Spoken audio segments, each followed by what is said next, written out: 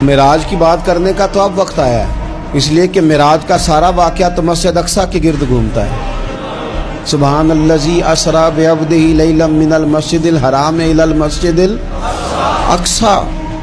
حضور نے معراج کی رات مسجد اقصیٰ میں نماز پڑھائی تھی، اور ایک بار پھر سے طیبہ سے فلسطین میں آ، راستہ دیکھتی ہے پھر مسجد اقصیٰ تیرا۔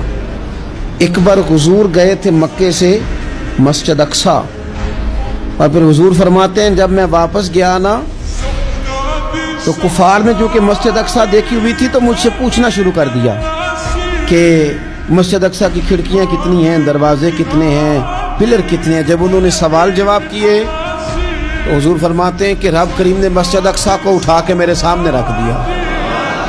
میں دیکھتا جاتا تھا، بتاتا جاتا تھا، کہہ لوں بات کر لوں۔ ایک دفعہ حضور مکے سے مسجد اقصیٰ آئے، اور ایک دفعہ مسجد اقصیٰ میرے نبی کی زیارت کے لیے مکے گئی، حضور کی زیارت کے لیے مکہ شریف گئی۔ اور میرے نبی تو صرف کسی چیز کی طرف ایک دفعہ دیکھ لیں تو وہ رحمت کے پھول کھلتے ہیں۔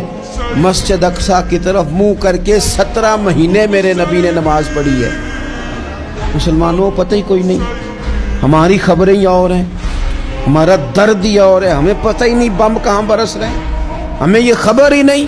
اور میں اس دور میں تقریریں کر رہا ہوں جہاں سوتوں کو جگانا نہیں پڑتا، جاگتوں کو جگانا پڑتا ہے۔ سیانے لوگوں کو سمجھانا ہمارے ذمہ لگ گیا، کیا کرے؟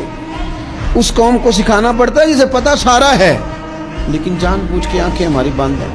یہ مولوی کو بات کرتا تو لوگ کہتے دیکھو مولوی گالی دیتا ہے، لیکن اگر قائد اعظم محمد علی جناح کہے کہ اسرائیل امریکہ کی ناجائز اولاد ہے تو پھر تو تمہیں ہضم کر لینا چاہیے نا، پھر تو لیبرل کو بھی ہضم ہونا چاہیے نا کہ قائد اعظم نے کہا ہے، اور اس ناجائز بچے کو تم نے اتنی طاقتیں دے دی کہ وہ مسلمانوں کے قبلہ اول میں نماز پڑھنے والوں کو بھی نہ بخشے۔ کہاں گئی تمہاری وہ انسانی حقوق کی بڑی بڑی تنظیمیں، کدھر گئی؟ اور میرا پاکستانی میڈیا سے بھی سوال ہے، چند دن پہلے سیالکوٹ میں ایک واقعہ ہوا، ناانصافی ہو گئی جی، ناانصافی ہو گئی جی ایک بی بی کے ساتھ۔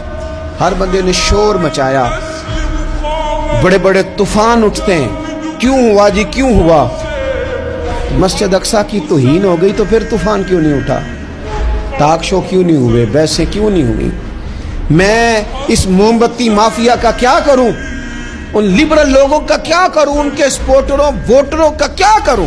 ان سیاسی جماعتوں کے کارکنوں کو کیا نام دوں کہ جو ان فضول بحثوں میں تو وقت ضائع کرتے ہیں، اور وہ مسجد اقصیٰ جس کے بارے میں میرے نبی پاک صلی اللہ علیہ وسلم سے ایک صحابیہ نے پوچھا تھا، یا رسول اللہ مسجد اقصیٰ میں نماز پڑھنا کتنا کو بہتر ہے باقی نمازوں کے مقابلے میں؟ تو حضور نے فرمایا 1000 گنا بہتر ہے۔ بی بی عرض کرنے لگی سونیا میں جا تو نہیں سکتی، دل بڑا کرتا ہے۔ حضور نے فرمایا جا نہیں سکتی تو وہاں تیل ہی بھجوا دے، جس میں حاضری لگوانے کی حضور بات کریں جس مسجد میں۔ اور نبی پاک علیہ السلام نے فرمایا خاص کر کے سفر کرنا ہوا تو 3 مسجدوں کے لیے کرنا، ایک مسجد حرام بیت اللہ کے لیے، ایک مسجد نبوی کے لیے، اور تیسرا مسجد اقصیٰ کے لیے۔